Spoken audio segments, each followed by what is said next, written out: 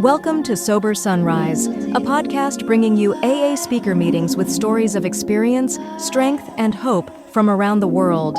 We bring you several new speakers weekly, so be sure to subscribe. We hope to always remain an ad-free podcast, so if you'd like to help us remain self-supporting, please visit our website at sober-sunrise.com.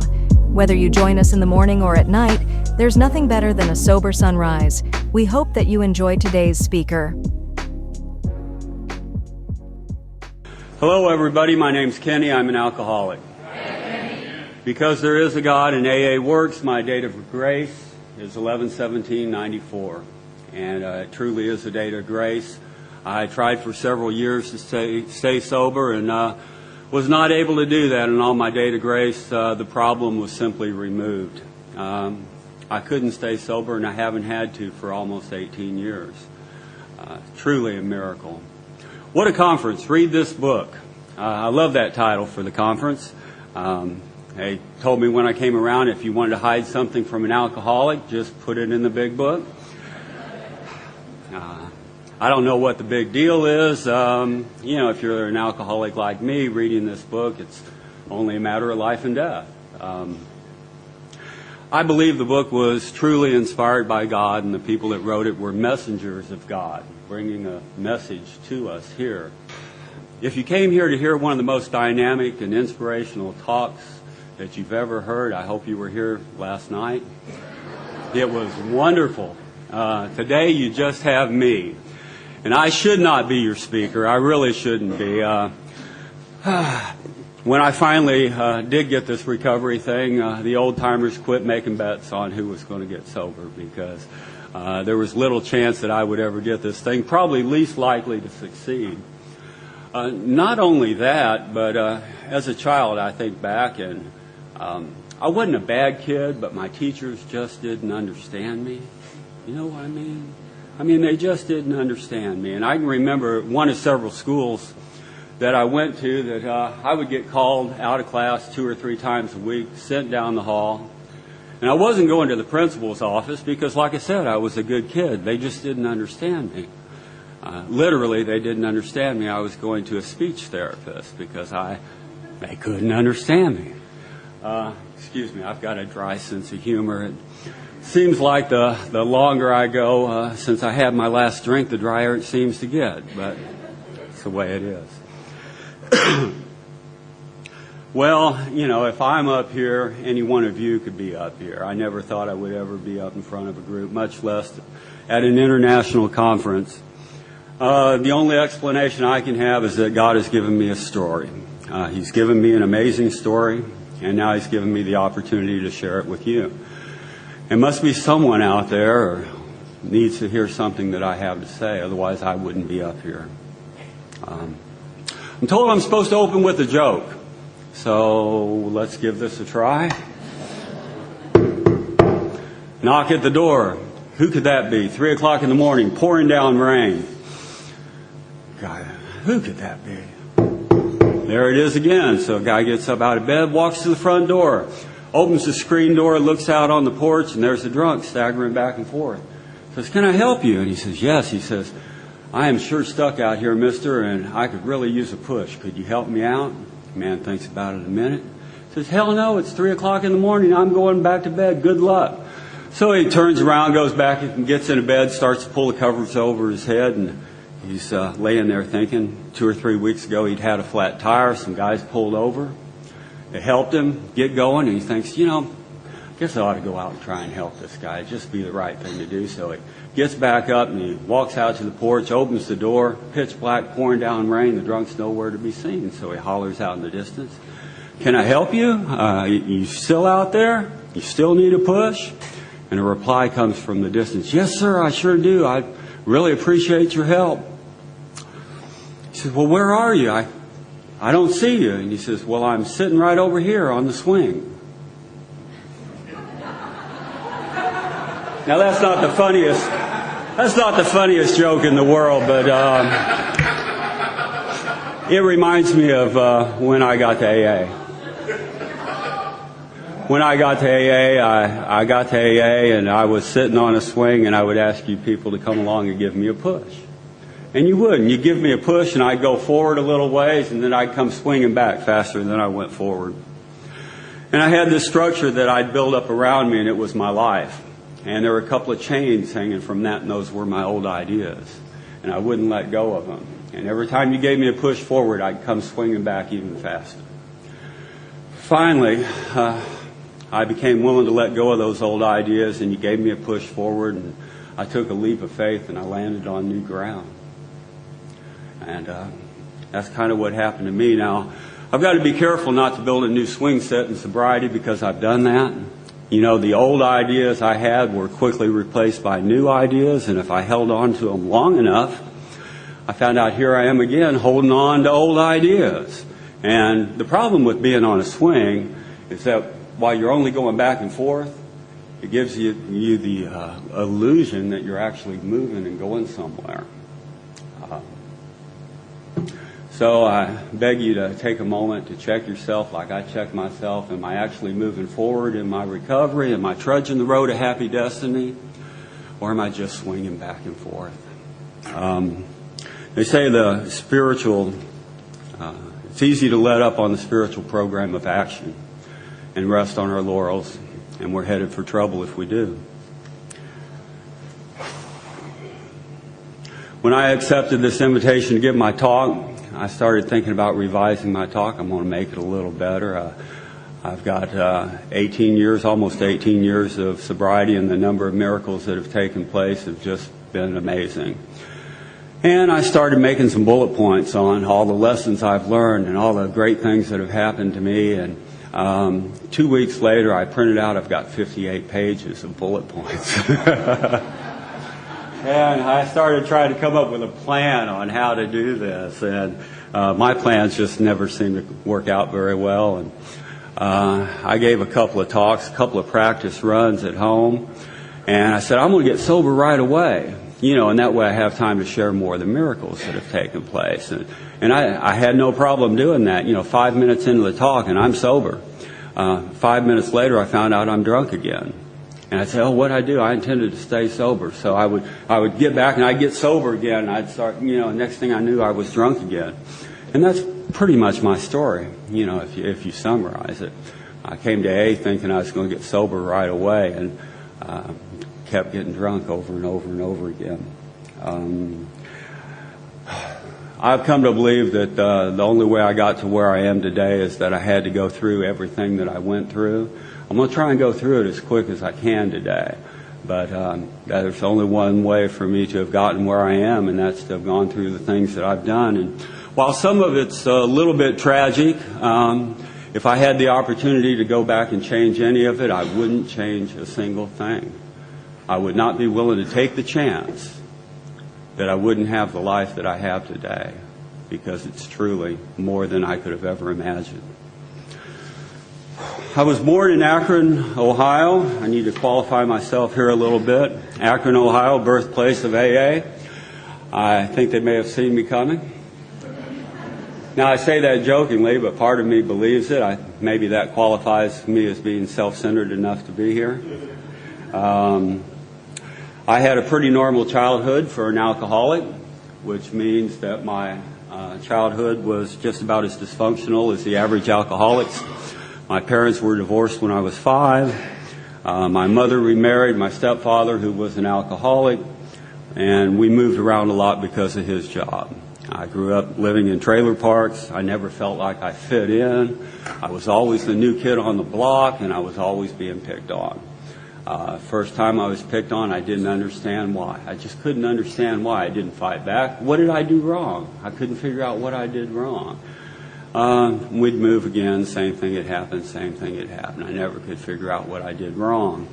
Of course, it had to be me, something I was doing or not doing. Had a little resentment over that when I got older.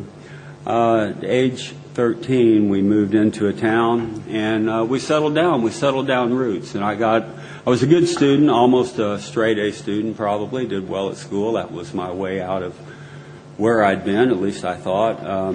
I got involved in sport judo. and I excelled at it. And in about a 2-year period, age 15, I'd taken third in the nationals. I had an opportunity to go to Japan, to the Kodokan, on an exchange program. And for a guy that grew up in trailer parks, I mean, this was just amazing, this opportunity to travel. Every time I got on the mat, bowed in, got ready to compete, I never saw the opponent that I was facing. I would close my eyes and I would bring back memories of my stepfather. I'd bring back memories of all the bullies that picked on me. And I fed those resentments that I had, and I was quite successful when I got out there because I had a lot of rage inside and I let it out. Had I any idea the price I was going to pay for that later, the damage that it did to my soul was just tremendous. And when I took my first drink, I found oblivion. Within 2 years, the obsession and the compulsion, and I didn't know what that was about when I got here. I didn't think I had a compulsion. I just drank to get drunk because I liked to get drunk. I could quit drinking on Sunday and not drink till Friday. I mean, I could do it. I told myself I was going to do it several times, and on Sunday I would quit for the entire week. I never actually made it the entire week. I always changed my mind by Tuesday or Wednesday. By the time I'm 17, I've passed up my trip to go to the Kodokan. I told all my friends that I didn't think I'd enjoy sake. Truth of the matter was I was out of control and I knew it. I dropped out of high school. I wound up in jail. They told me I wasn't going to walk out of there, but I could march. So that's what I did. I joined the Army, and I've got a lot of drunk stories about the Army. One time I was drunk on tequila and bet somebody I could chug a quart of tequila. And I turned it upside down, wound up with alcohol poisoning, and almost killed myself then. But for the most part, I was pretty much under control in the Army. When I got out, I started to go into college on the GI Bill. Almost didn't make it through college, like I said, because of the stage fright that I experienced. I couldn't get up and talk in front of a group, but I did finally make it through that. I found a group of people that drank the way I drank to hang around with. I mean, the big book talks about us leading a double life, and I was certainly no exception. I had my college life where I was studying and going to school, and then I had my drinking buddies. And I'm a kind of an overachiever when it comes to everything, so when I chose my drinking buddies, I wound up hooking up with a motorcycle club. Perfect for an alcoholic. The more antisocial I was, the better I fit in, and I could go out and just go full guns and get up the next day and go to college. There was something wrong, something missing inside, and I didn't know what it was. And I looked around and I realized what it was I'd always wanted a family.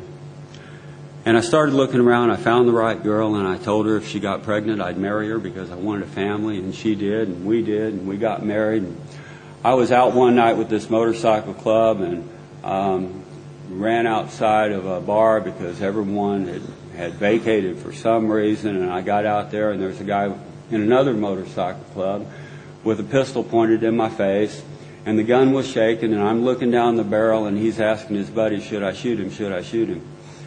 And before his buddy replied, I had the wherewithal to answer for him, and I looked him dead in the eye and said, no, you definitely should not. And he didn't. And, that didn't really shake me up while I was drinking. No guns were fired. No gunshots were fired. I'd been shot at a couple of times before that. But I went home, and I looked at that little baby girl, and I thought, she really needs a father. And I made a decision at that point to change my life, and we packed up and moved to Houston, Texas. My alcoholism was pretty much at bay for the next 7, 8, 9 years. And the only thing I can attribute that to is for the first time in my life, I put someone else's welfare ahead of my own. And I think that's part of what's working today. big part of what's working today. I put other people's welfare sometimes a little bit ahead of my own. For the next 7 or 8 years, I started doing what I call climbing mountains. I wasn't right inside. I needed to find a job. If I found a job, I could support the family, everything would be okay. I looked around, I found a job. Everything was okay for just a little while, but that didn't seem to do it. There was still something missing. If I became a CPA, then I'd be happy and satisfied. And the book talks about this delusion that I will be happy and satisfied if I just manage well. And I would look and I said, what is it I need? What is missing in my life? Oh, there it is on top of that hill. If I just get that, I'll be happy and satisfied. I wanted a son. If I had a son, I'd be happy and satisfied. Had a son. That didn't do it. More education. I went back to school for an MBA. They wanted me to get up and talk in front of people, though, so that didn't work. I got a master's in accounting. It's good enough. That satisfied everything, it seemed like, for a couple of weeks. And then I looked around. What is it that's missing in my life? There's something missing in my life. Oh, we've been living in apartments. If we just had a house, everything would be fine. We saved up money and put a down payment, bought a 4-bedroom house. The list goes on and on. I don't know if you have a list of what it's going to take for you to be happy and satisfied. That delusion is still persistent today. I still fight that. I still think I'll be happy and satisfied if and when I get to the top of whatever hill it is. And I get to the top of that hill and I'm not happy and satisfied, and I look around and I say, oh, there it is over there. I climbed the wrong hill. See, when I manage my life, one or two things happen. Either I don't get what I want and I'm disappointed, or I do get what I want and I'm even more disappointed. Happens over and over and over again. About this time, the marriage started falling apart, and I found another mountain to climb. If I become a lawyer, then I'll be happy and satisfied, and she'll never leave me. Becoming a lawyer is going to solve all my problems. And I'm working 55, 60 hours a week, doing tax work and going to law school. And my marital problems got solved about my second year of law school. She filed for divorce. Wasn't the solution I was looking for, but they were solved. And I went out on a binge. First time I'd gone out on a binge since I'd gotten to Houston. I went out with abandon, and I just said, I'm going to get totally wasted. And I had no idea of how the disease had progressed or could have progressed. I had no idea what I went in for when I went on that first bender. I not only picked up where I left off, I believe I picked up where I would have been had I been drinking and using the entire time. I had accumulated money in the bank I thought was going to make me secure. I had a retirement account. I had a good job. Family, it was all gone within a year. Within a year, everything had disappeared. And I'm on my way back to a 4-bedroom house with 4 big jugs of water, bottled water. I had 4 big jugs filled up with water. Somebody had been good enough to give me a ride back there, and I was carrying that water back to the house to flush the toilets with, because the water had been shut off 2 months earlier. And I go in and I flip on the light switch, and I'm wondering, how in the hell did they get past the Rottweiler in the backyard to cut off the power? Because it was 3 or 4 months overdue, and they hadn't been able to do that before then. I looked around the house, which was virtually empty. I think there was still a couch there. Everything else was pretty much gone. There was stuff piled up in the driveway. The family was gone. The job I was hanging on to just by a thread. And I received what you call the gift of desperation. And I was willing to do anything. They've been trying to get me to check into treatment, but I didn't need to do that. Well, when the gift of desperation came along, I decided I would do anything, and that's what I did. I checked into my first treatment center and was there for 30 days, and I did everything they told me to and more, and they cured my alcoholism and my addiction, all except for the drinking and drugging part. That went on for I don't know, another 3.5 years. They did also diagnose me as being clinically depressed, and they gave me antidepressants. Now, those didn't seem to work for me. They worked for some people. They didn't work for me. When I quit putting everything I owned in the pawn shop on a weekly basis, though, my clinical depression just seemed to go away. Funny how that happens.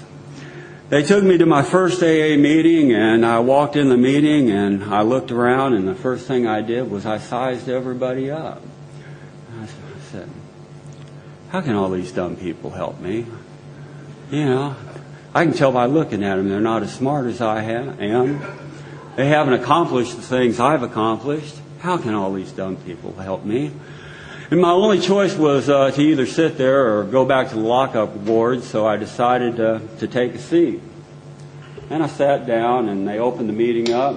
They read how it works. One of the lines in there is, half measures availed us nothing. I think my mind picked up on that, and I thought, well, I wonder what I can get with 51%. I found out.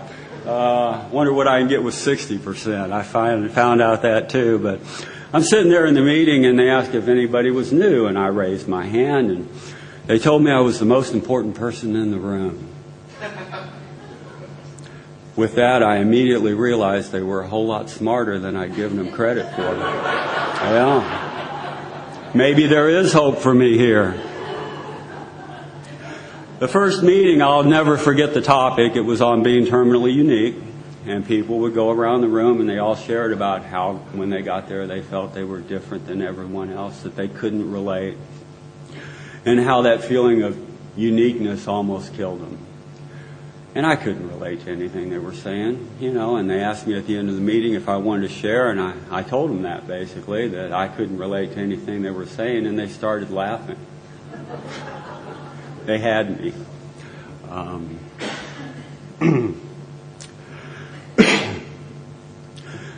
Well, that gift of desperation that I walked in with was somehow magically dissolved in that meeting. And I left there with renewed hopes that I'd be able to stay sober. There's a paragraph in Bill's story that starts off, renewing my resolve. You know, and he winds up drinking again. And that's what I did for about 3.5 years. I'd come back into meetings, and I'd renew my resolve to stay sober. And I was literally dying to stay sober. Just couldn't do it. I kept trying. I did 4 steps. I made amends. I did, I applied myself to that like I'd applied myself to everything else.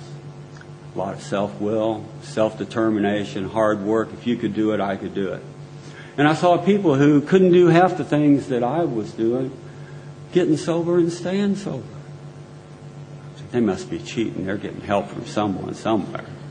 Sure enough, they were. I didn't want anything to do with the spiritual part of this program. I was later told there isn't any other part, you know. But to me, God was a crutch that weak people use because they just didn't have the willpower to do things on their own. I'd thrown God out when I got rid of Santa Claus. You know, making a list and checking it twice. You know, it seemed like pretty much the same thing. God was just a Santa Claus for grown-ups, and they actually had some of these grown-ups still fooled. But I could tell they really didn't believe there was a God, because if they really believed what they were saying, they wouldn't be acting the way they were acting. At least that's how it appeared to me as a kid. And I just kind of blew the whole thing off as something that the Catholic Church had created to control the ignorant and superstitious masses. And that's a pretty hard-line view. I believe God created the earth, and that's what God was. He was the creator. And he was off somewhere else in the universe, creating another world, and hopefully doing a little better job of it than he'd done here. But as far as a God that actually had some personal interaction, that idea was just foreign to me. Like what I heard yesterday, it was what I knew for certain that almost killed me. And that was one of those things that I knew for certain. I mean, I just knew it. I started opening my mind to spirituality when I saw people that couldn't do the things that I was doing getting sober.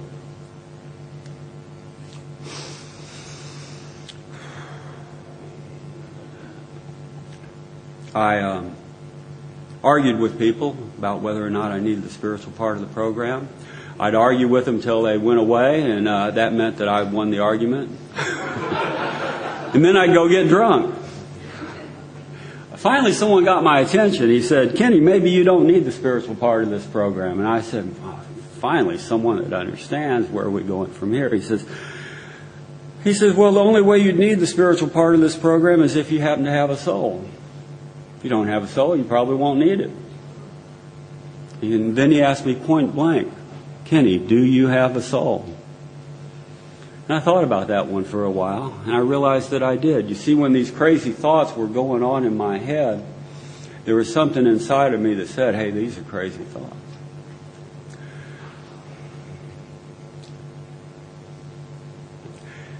We all recognize we have a body, and if your body's sick, you don't make good decisions.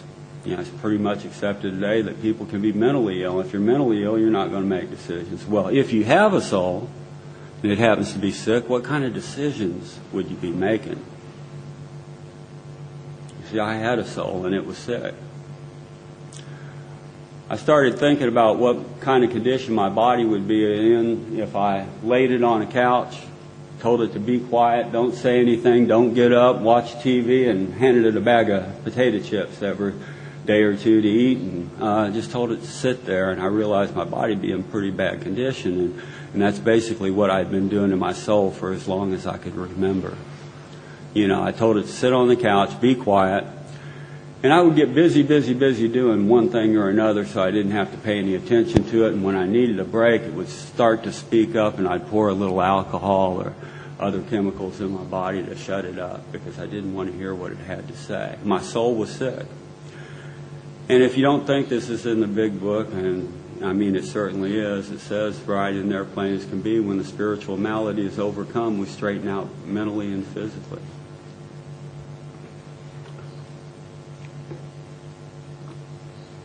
So I opened my mind a little bit to this God thing, and I tried to make myself believe in God.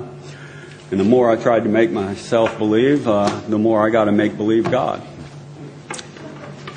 I became willing to pray and ask God to help me stay sober. And that didn't work. Didn't work a bit. I did that for a year and a half. Finally, my plans have degenerated. I had a plan for staying sober when I got here. I developed one shortly, afterwards when I was in treatment. And then I would drink again. And then I would look back and see what mistakes I made, and I would make a new plan. And then I would get drunk, realize what I did wrong, and make a new plan. And I must have had 50 or 100 plans over those 3.5 years. And finally someone pointed out, said, "Kenny, you got a new plan?" I said, "Yeah." And they said, "What's the odds of it working?" "Based on your history." The odds of it working were not very good. You see, lack of planning was not my dilemma. Lack of power was my dilemma. You can have the best plan in the world, but if you don't have the power to carry it out, it doesn't mean squat. I eventually wound up with a plan that I refer to now as the 1 day at a time plan. And what I would do was, after a 3-day binge, I'd make sure that I had 2 bottles of wine in the refrigerator, and at 11:30 sharp, the alarm would go off, and I'd drink those 2 bottles of wine, so that by 12 o'clock, start of the new day, I hadn't had a drink. And I would pass out. I would wake up about 2 in the afternoon, get something to eat, and I'd go back to sleep, and that was my 1 day. And the problem was I couldn't seem to get day 2. I could just get that 1 day at a time. I'm rocking along like that, and I'm starting to feel pretty hopeless. And some people who were in AA, who worked right out of the big book, were about the only ones that were still hanging around me. And they told me, "Kenny, if you keep trying to stay sober, you're going to die." They asked me, they said, "Kenny, you ever get this feeling that you're hopeless? That you're never going to be able to stay sober?" I said, "Yeah, I do. I get that feeling from time to time." And they said the reason you get that feeling that you're hopeless is because you are. They didn't give me hope. They talked to me about my 4-step, and they didn't tell me I needed to learn to love myself. They said, Kenny, when you did your 4 steps, and I know you've done quite a few of them, did you ever get a feeling of guilt and shame? I said, oh yeah, I got an overwhelming feeling of guilt and shame. They said, well, we can tell you why you felt that way. I said, really? Why is that? He said, well, if you're like us, you're probably guilty of doing a lot of shameful things.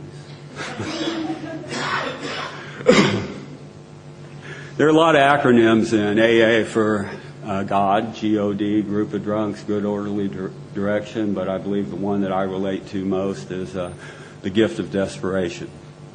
And those guys were the messengers from God to help bring me that gift of desperation.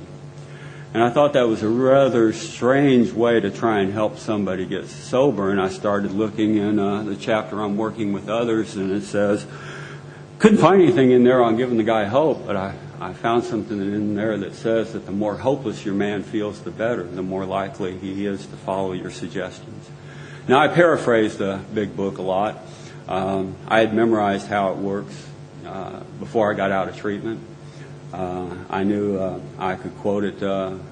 Today, all I do is paraphrase it. I'm worried more concerned about what it means than the exact words they use. So a lot of my quotes in here are not going to be exact, but hopelessness.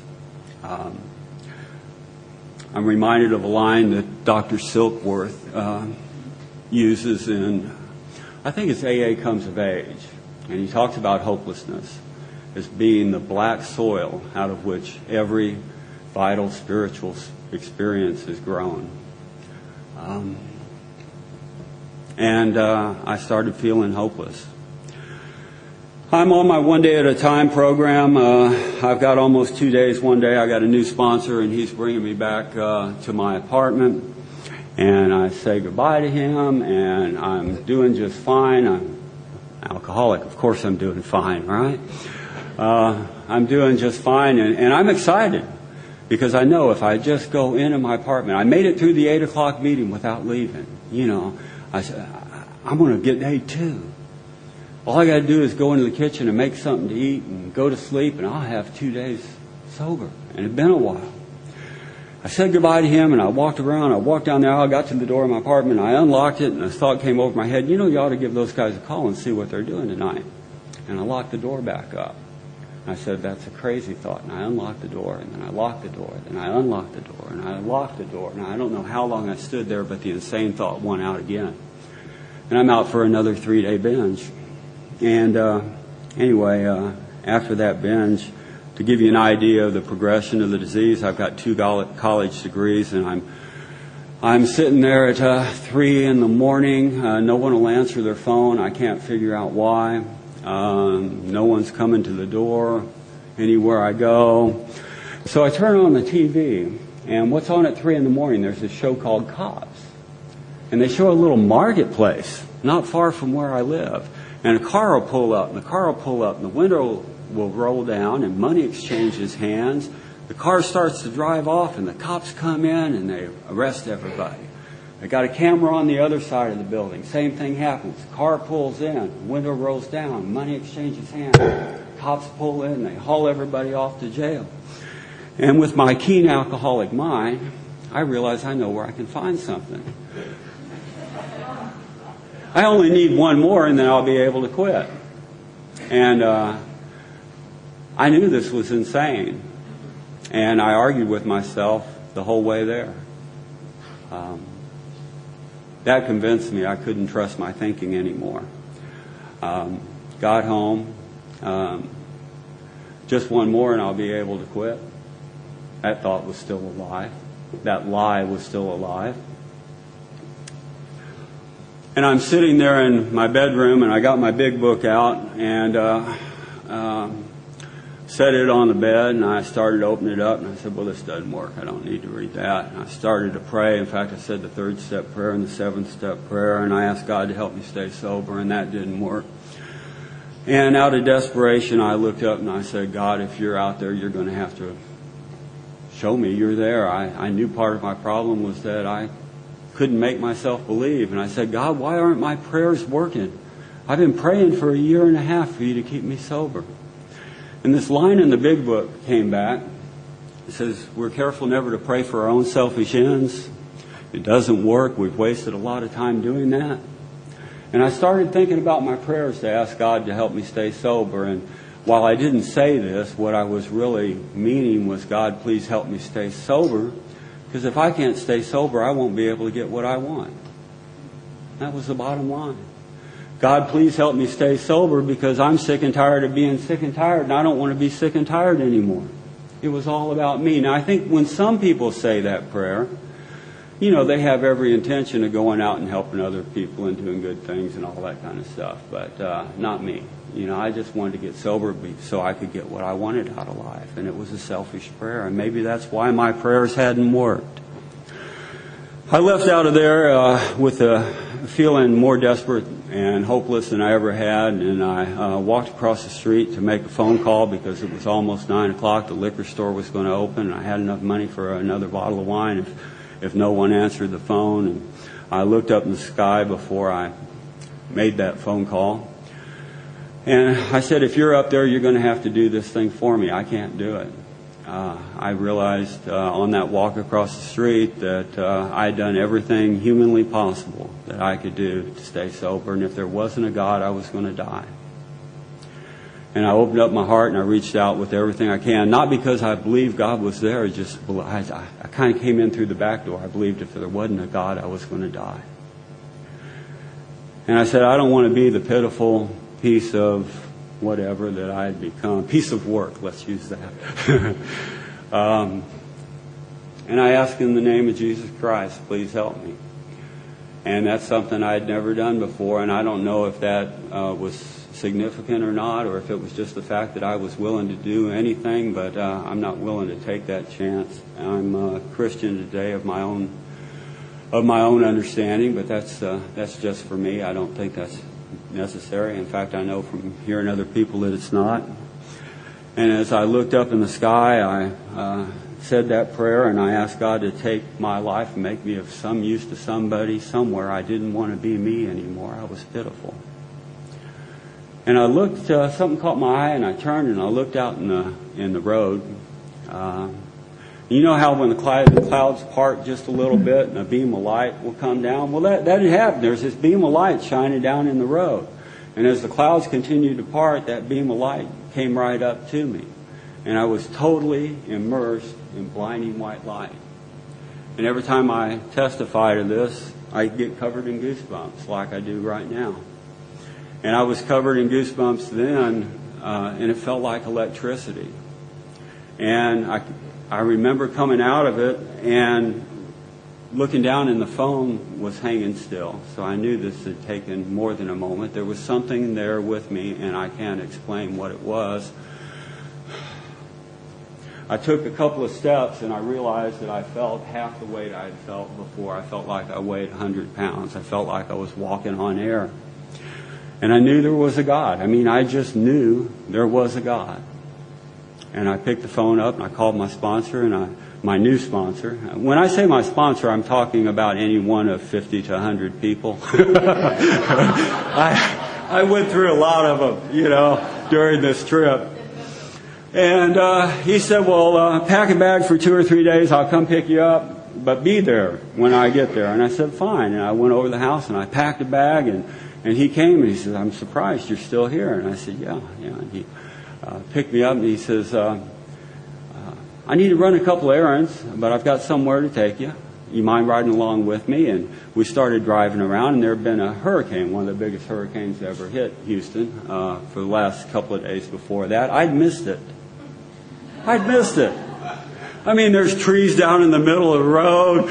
The place is a disaster, and we go help a couple people and move some furniture because, water had gotten in everywhere. And whatever he said to do, we went and did it, and then he went and bought me lunch. And as we were talking, he says, something kind of strange about our conversation today. And I said, what's that? He says, you haven't asked me where we're going. And before that, if you were going to take me to check in somewhere, I wanted to know, first of all, can I smoke? How clean is it? What are the qualifications of the people that run the place? I mean, I had a list of criteria for any place that you were going to take me to. And I remember looking across the table at him and saying, well, I'm not running the show anymore. And I wasn't. I wasn't running the show anymore. Anywhere he took me was just fine. And he took me to a halfway house, and I walked up on the porch, asked him for a push, and they told me to come in and stay a while. And that's what I did. And I checked in there, and I tried to help the guy that came in behind me because I couldn't stay sober, and I knew I couldn't stay sober. Something had happened, but I couldn't stay sober. I started doing what they'd been telling me to do for a long time, trying to do it. They said if I took care of God's business, He'd take care of mine. And that's what I tried to do. I told myself that the next guy that came through the doors, I'd try and help him. And the next guy that came through the door was a bigger problem than I was. Trying to clean up my language here a little bit. And I got off in the bedroom and I prayed and I said, well, God, what do you want me to do? I don't want to work with this guy. He's worse than me. And the answer came back, we'll take 3 of them. And that's what I did. The 2 guys that came behind him and him were my designated people to help. And I wrote their names on a little mirror, and when one of them fell out, I picked up the next guy that came in. And all I did was I went and checked on them every day. How are you doing? How are things going? Sat there and made myself available. In fact, I had a sponsor, the one I still have now, actually, who tells me that availability is more important than ability. A lot more important. And I made myself available. See, I'd been listening to sponsors for, since I got there. And I was following their instructions. And I'd watch their lives get better, and I'm dying of alcoholism. How's this work? That's what happened. I'm doing everything they tell me to do, and their lives are getting better, and their lives are getting so good they hardly have time to meet with me. And I'm dying of alcoholism. What's going on with this? And I finally realized that the one thing all the sponsors I had in common, had in common, was that they were willing to take time out of their day to work with me. And maybe if I didn't pay quite as much attention to what they were saying as to what they were doing, and started doing what they were doing, maybe I'd start getting what they were getting. And that's kind of my story. I checked in there with no recovery and started trying to help somebody else for the first time. I started thinking back to all the guys that had tried to help me after meetings. I'd go into meetings and I'd be dying of alcoholism and I'd say, I need help. 15, 20 people would come up to me after the meeting. Man, they'd stay there and they'd try and help me. And the first one would say, turn left. The second one would say, turn right. One would say, let go. One would say, hold on.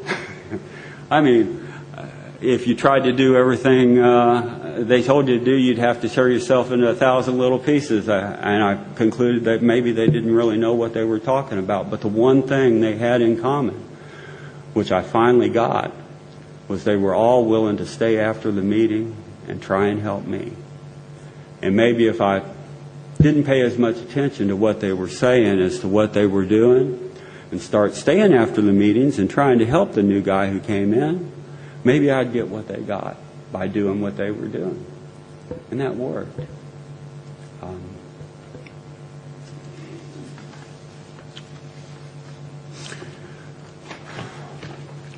Share a little of my experience with some of the steps. Step 11, I told you before that asking God to help me stay sober didn't work out very well for me. I'm about 2 or 3 weeks sober, and I'm standing at the bus stop in a bad part of town. I just left law school, trying to get back to the halfway house. And this knot starts building in my stomach, and I know what's coming next. And I ask God to help me stay sober, and then I remember that doesn't work. Well, what does the book say? The book says, praying only for knowledge of His will for me and the power to carry that out. So I got myself out of the way, which I can do for about 1.5 seconds.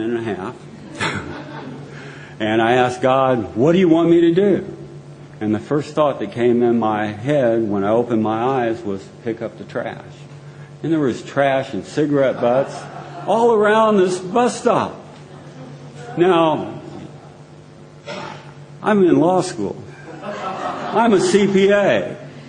I got a master's in accounting. God's will for me has to be something more grandiose than this. But that's what came into my mind, was pick up the trash.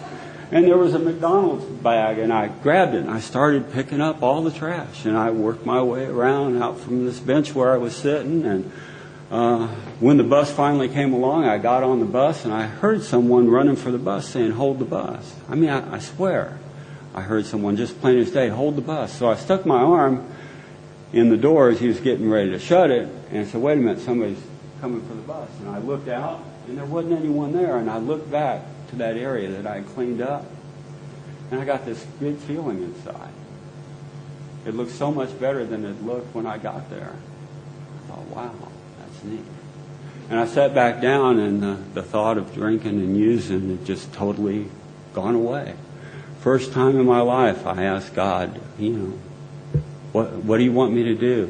Give me the power to do it. And it was pick up trash. But it worked. I stayed sober. I had a little trouble with step 3. I do my third step, and then I do like a lot of people do. I immediately called my sponsor and asked him what God's will is for me.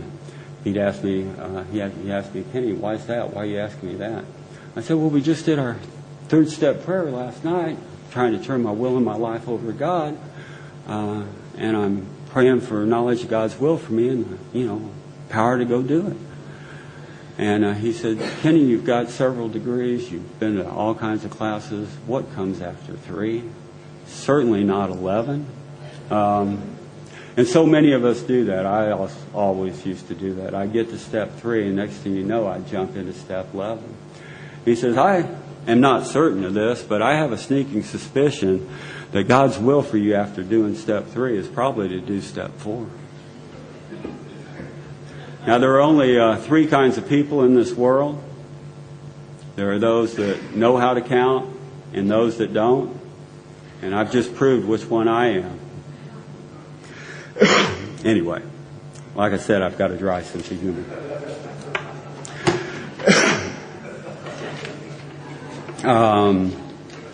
Step 7. I hear people in meetings all the time talking about how step 7 doesn't work. God's going to remove these defects of character when He gets ready to remove them. And that's not been my experience. Of course, I had to question everything. What is a defect of character? I mean, persistence is a defect of character. I mean, if I didn't get my way, I would persist and I would persist and I would persist until I got it. It was clearly a defect of character, but if I didn't have persistence, I'd never kept coming back to AA for 3.5 years, so maybe it wasn't a defect of character.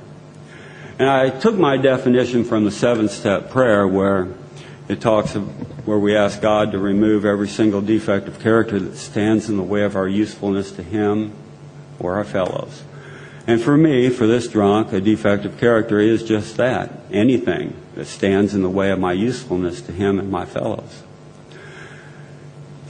And I think it's pretty useless to ask Him to remove the other defects of character. I've tried that. I've heard people in meetings share who've tried that.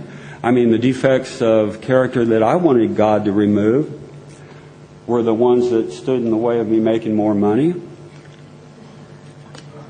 They were the ones that stood in the way of my being more popular. There were the defects of character that stood in the way of my having better relationships, and nothing seemed to happen. But my experience was this. I'm living across the street from where I work because I'm down to riding the bus, and I kept riding the bus for my first year of sobriety because I didn't know how long I was going to stay sober, and I had these pretty severe parking problems when I did drink. I'd be driving along 60 miles an hour, and I'd wind up parked in the back of someone else's car. So I'm living across the street from where I work. I get home from work, and I'd made a commitment to go back down to this halfway house 2 or 3 times a week. And if God would keep me sober, I would carry the message down there to tell these guys that he had done for me what I couldn't do for myself. And I'd get home from work, and the last thing I'd want to do some days was go down there. And I don't know if it was my selfishness, my self-centeredness, if it was laziness. I couldn't put a label for you on what character defect it was. But if I would be willing to get on my knees, say the 7-step prayer, when I stood up, that character defect was more or less gone. I would be full of energy. I'd feel like going somewhere. I wouldn't want to watch TV. I don't know why. What am I going to do? Well, I guess I'll go down there like I was supposed to. And it worked over and over and over again. God removes the defects of character that stand in the way of my usefulness to him when I'm trying to do his will. And it seems like only then does it seem to work. Coming up on a year of sobriety, I was asked to tell my story. And I've suffered from terrible stage fright.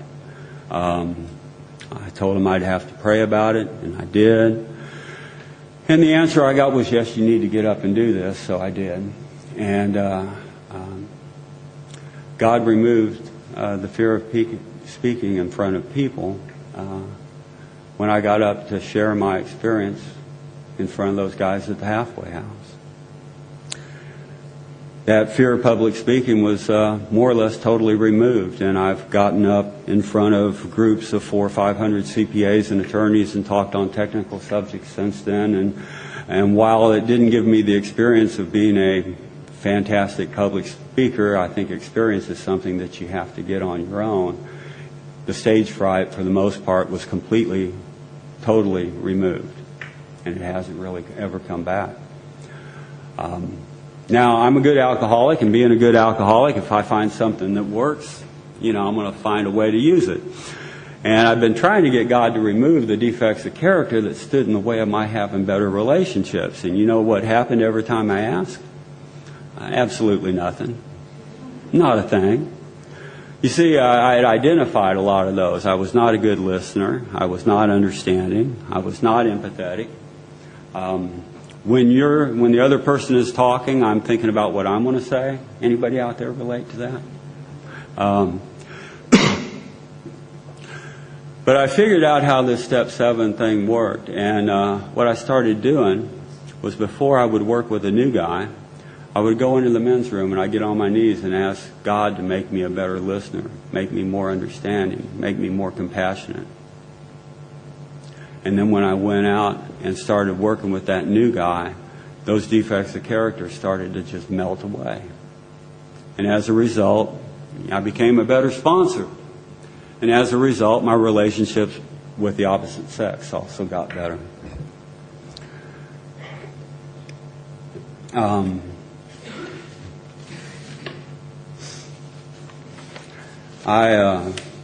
Getting close to running out of time here. How much time do we have left? Not much. I opened up my part of a eulogy with that question. It was for a dear friend of mine by the name of Jim B., who was also an attorney and CPA.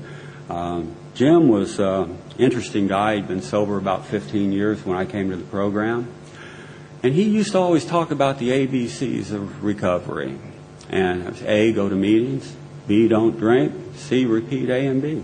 And I used to sit in the back of the room and think, where's this guy coming from? Was he really an alcoholic? What's he saying? How's he staying sober? And I put 2 and 2 together, and it didn't take me too long to figure it out. You see, Jim would drive, he would lead a meeting on Friday night at that men's halfway house. And he'd done that for 15 years. And he drove 30 miles across town in Houston traffic to get there and 30 miles to go back home.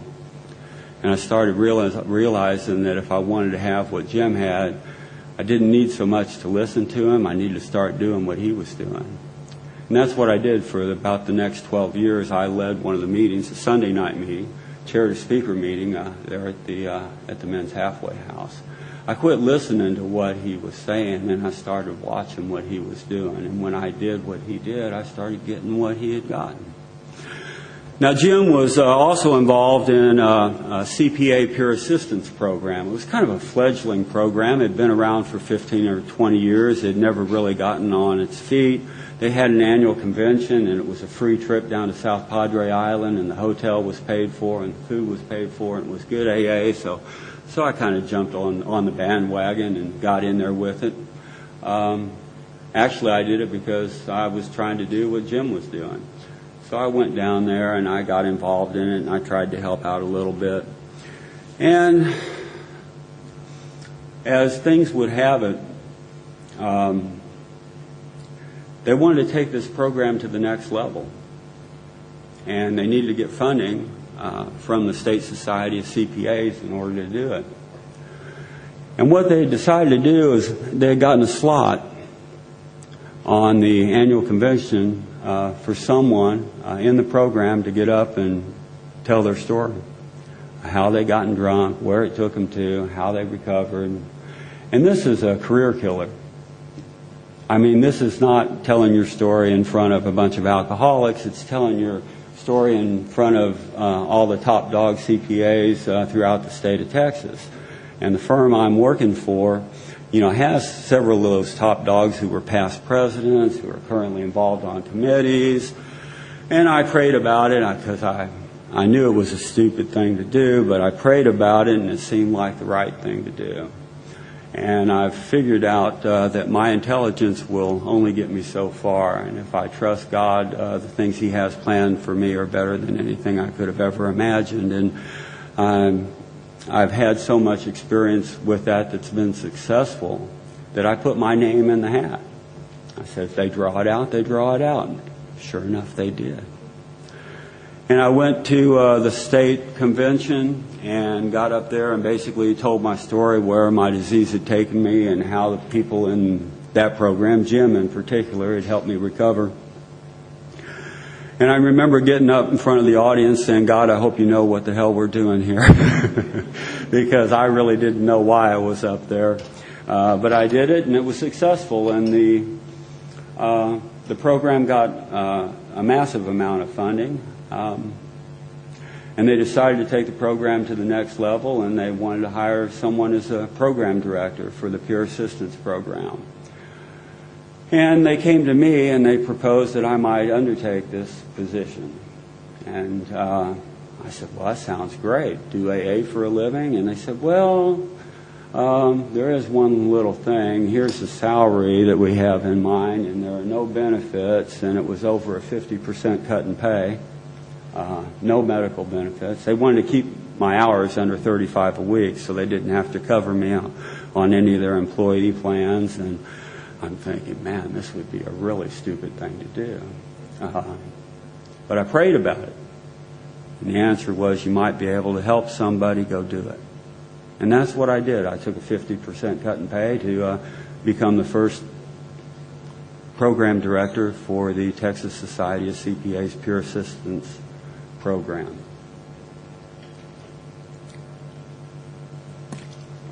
I'm good at keeping track of my hours. Been doing it for years and years and years. They wanted me to keep my hours under 35 hours a week, and I did. I got a lot done. Wondering, God's going to take care of me. I know God's going to take care of me. He always has.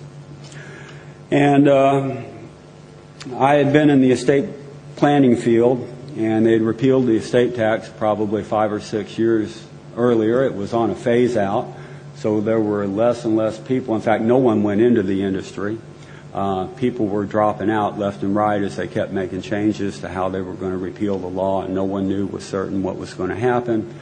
And the services I provided and knew about and had specialized in became very valuable, and people came up to me and said, hey, can you do a set of wills for us? I said, sure, I can do it, but I'm real busy with this new project, for the CPA Peer Assistance Program. I really don't have time. And they said, well, we can't find anybody else that we trust to do it. Will you take care of it for us?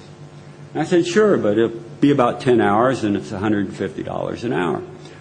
And they said, well, fine, when can you start? And I said, well, I need a retainer. And they said, how much? And I wanted them to go away, so I told them $1,500, and they wrote me a check. 2 weeks later, there's a guy comes up and he needs some trust set up and he needs some other work set up. I tell him, because it's more work, it's going to be about 25 hours worth of work, and I tell him $200 an hour, and he writes me a check for a retainer. And I knock it out in a weekend, because that's the way I work. I work 12, 13, 14 hours. So anyway, long story short, when I took care of God's business, He took care of mine. The year I took over a 50% cut in pay to take care of God's business, I made more than 3 times the amount I've ever made in my life. It's just amazing, totally amazing. I'd been telling God that working at this halfway house, that if He gave me the resources and the opportunity, I would set up a place of my own, and He did that for me, and gave me the resources and the opportunity, and I opened up a place called the Powerhouse Recovery Center about 3 years ago. And I tried to do everything myself, of course, being a good alcoholic, and I would break down. I would say, God, I can't do this all myself, and the answer would always come back the same: you're not supposed to, And I'd look around, there were plenty of people there to help. And Thank you for listening to Sober Sunrise. If you enjoyed today's episode, please give it a thumbs up, as it will help share the message. Until next time, have a great day.